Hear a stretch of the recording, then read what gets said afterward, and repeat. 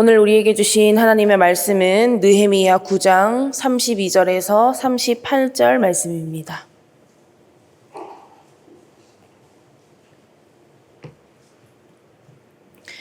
느헤미야 9장 32절에서 38절까지 말씀 교독으로 보겠습니다. 제가 먼저 읽겠습니다. 우리 하나님이여 광대하시고 능하시고 두려우시며 언약과 인자하심을 지키시는 하나님이여 우리와 우리 왕들과 방백들과 제사장들과 선지자들과 조상들과 주의 모든 백성이 아수르 왕들의 때로부터 오늘까지 당한 모든 환난을 이제 작게 여기지 마옵소서.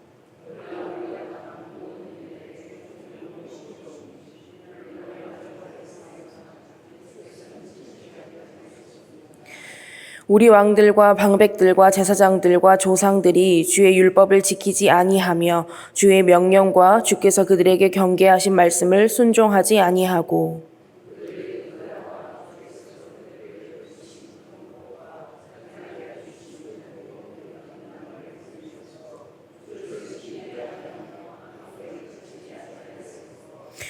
우리가 오늘날 종이 되었는데 곧 주께서 우리 조상들에게 주사 그것의 열매를 먹고 그것의 아름다운 소산을 누리게 하신 땅에서 우리가 종이 되었나이다.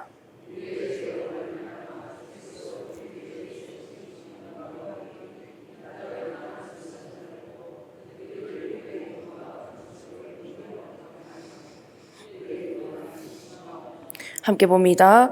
우리가 이 모든 일로 말미암아 이제 견고한 언약을 세워 기록하고 우리의 방백들과 레위 사람들과 제사장들이 다 임봉하나이다 하였느니라. 아멘. 할렐루야. 오늘도 하나님의 말씀을 통해 풍성한 은혜 누리시기를 축복합니다. 어제 본문 말씀에 이어서 오늘 본문에도 이스라엘 백성들의 회개와 간구가 계속되고 있는데요. 오늘 본문을 통해서 저와 여러분이 깨달을 수 있는 메시지를 함께 살펴보도록 하겠습니다.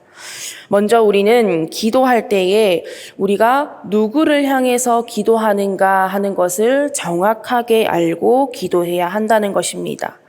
우리가 누구를 향해서 기도하는가? 그러면 이렇게 생각할 수도 있습니다. 당연한 것 아닌가요? 우리가 기도하는 것 하나님께 기도하는 거죠. 당연한 것 아닙니까? 라고 생각하실 수도 있습니다. 그러나 우리가 기도할 때에 기도의 초점을 제대로 잡지 않으면, 기도의 대상을 제대로 잡지 않으면 그저 내가 원하는 것을 달라고만 하기에 바쁜 기도를 드릴 수가 있다는 것입니다. 우리가 기도하는 하나님이 어떤 하나님이신지, 우리가 기도할 때에 무엇을 붙들고 의지하며 기도해야 하는지를 정확하게 알지 못하면요, 그 기도가 방향을 잃을 수 있고 그 기도가 단순히 원하는 것을 달라 하기에만 바쁜 기도가 될 수 있다는 것입니다. 오늘 본문 32절 앞부분을 한번 보십시오. 우리 하나님이여 광대하시고 능하시고 두려우시며 언약과 인자하심을 지키시는 하나님이여. 이스라엘 백성들이 이런 하나님을 향해서 기도하고 있다는 것입니다. 왜 그렇습니까? 이스라엘의 상황을 한번 생각해 보십시오. 나라가 망했습니다. 집과 성전이 다 무너졌고 오랜 시간 바벨론에서 포로 생활 끝에 겨우 돌아왔습니다. 그러나 여전히 바벨론의 속국입니다. 다 무너진 상황 가운데서 이제 성벽을 재건하고 조금씩 시작을 하고 있습니다. 결국 이런 상황을 다 겪고 나니까 무엇만을 바라봐야 한다는 것을 깨달았습니까? 결국은 하나님밖에 없다는 것입니다. 세상에 많은 종교들이 있죠. 그리고 많은 사람들이 자신들이 믿는 신이라고 하는 존재에다가 기도를 합니다. 어쩌면 우리보다 더 열심히 기도할 수도 있습니다. 예를 들어서 무슬림들이 그렇죠. 그 사람들은 얼마나 기도에 열심인지 모릅니다. 길을 가다가도 기도하고 일을 하다가도 기도를 합니다. 그러나 그렇게 열심히 기도해도 기도의 대상이 잘못되면 그 기도는 공중에 흩어지는 먼지와 같이 아무것도 아닙니다. 우리 하나님이 어떤 하나님이십니까? 살아계신 하나님이시죠. 살아계셔서 지금도 우리의 기도를 들으시고 역사하시고 응답하시는 하나님이십니다. 우리는 이런 하나님을 붙들고 기도를 해야 한다는 것입니다. 오늘 본문 말씀을 빌리자면 사람은 다 알 수도 없고 헤아릴 수도 없는 광대하신 하나님이시고 능치 못하실 일이 전혀 없으신 전능하신 하나님이십니다.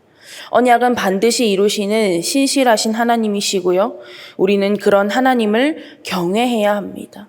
그리고 그런 하나님을 기억하고 붙들고 의지하면서 그런 하나님을 향해서 기도해야 한다는 것입니다. 그리고 33절 말씀을 보십시오. 그러나 우리가 당한 모든 일에 주는 공의로우시니 우리는 악을 행하였사오나 주께서는 진실하게 행하셨음이니이다. 사람은 다 이해할 수 없을지라도, 사람은 다 알 수 없을지라도 언제나 하나님은 진실하시고 언제나 하나님은 공의로우십니다. 우리가 삶을 살아갈 때에 많은 일을 겪죠. 희노애락을 겪는다고 말하듯이 많은 일을 겪습니다. 그러면 이 모든 순간의 과정에서, 이 모든 순간들의 끝에서 우리가 고백할 것은 무엇이겠습니까? 결국 하나님은 옳습니다. 결국 하나님은 선하십니다. 결국 하나님은 의로우십니다. 우리가 이것을 인정하고 고백하는 삶이 복된 삶인 줄 믿습니다. 그리고 이런 하나님을 붙들고 기도하는 삶이 참된 삶인 줄 믿으시기 바랍니다. 그렇기 때문에 우리가 옳으신 하나님, 선하신 하나님, 의로우신 하나님을 믿고 의지하면서 그런 하나님을 향해 기도해야 한다는 것입니다. 주기도문을 한번 생각해 볼까요? 예수님께서 기도를 가르치실 때에 가장 먼저 하나님을 뭐라고 표현하셨죠? 하늘에 계신 우리 아버지요. 아버지라고 표현했습니다. 왜 기도의 가장 처음에 하나님을 아버지라고 표현하였을까요?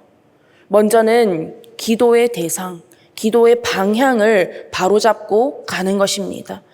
그리고 하나님께서 우리의 아버지가 되신다는 것이 무슨 의미입니까? 우리를 사랑하시고 우리의 모든 것을 다 아시고 우리의 기도를 응답하시고 우리를 위해 아낌없이 일하신다는 것입니다. 그렇기 때문에 아버지 되시는 하나님을 향해서 기도해야 한다는 것입니다. 아버지 되시는 하나님의 사랑을 믿고 의지함으로 기도해야 한다는 거예요. 여러분 기억하십시오. 살아계신 하나님만이 우리의 아버지가 되십니다. 우리의 소망이 되시고 우리의 구원자 되시고 우리의 기도의 대상이 되십니다. 그리고 우리의 기도를 들으시고 기도에 응답하시는 분임을 믿으시기 바랍니다. 그런 하나님을 믿고 예수 그리스도의 이름의 능력을 힘입어서 온전히 하나님께만 기도할 수 있는 우리 모두가 되기를 바랍니다. 다음으로 오늘 본문 말씀을 통해서 우리가 깨달을 수 있는 메시지는요. 과거의 잘못을 돌아보되 우리 안에 주어진 새 언약을 붙들고 앞으로 나아가야 한다는 것입니다. 우리 안에 주어진 새 언약을 붙들어야 한다. 느헤미야 9장 말씀을 쭉 보시면 계속해서 과거를 회상하고 과거의 죄를 이야기하는 장면들이 나옵니다. 그리고 그렇게 쌓여온 죄로 인해서 우리가 지금 고난을 받고 있습니다 라고 하나님 앞에 고백을 합니다. 과거를 돌아보고 과거의 잘못을 회개하는 것이죠. 그러나 여기서 멈추지 않았다는 것이 중요합니다.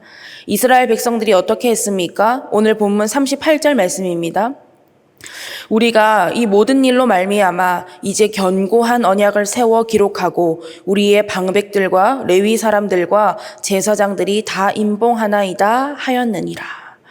우리가 이 모든 일로 말미암아 이제 견고한 언약을 세워 기록하고 다시 한번 하나님 앞에 언약을 갱신하는 것입니다. 비록 우리는 하나님 앞에 죄를 지었으나 하나님의 자비와 긍휼을 힘입어서 다시 한번 하나님 앞에 바로 서겠다고 각오하고 다짐을 하는 것입니다. 비록 지금까지는 세상의 종으로, 죄의 종으로 살았으나 이제는 다시 하나님의 종으로, 하나님의 자녀로 살겠습니다 라는 다짐의 내용입니다.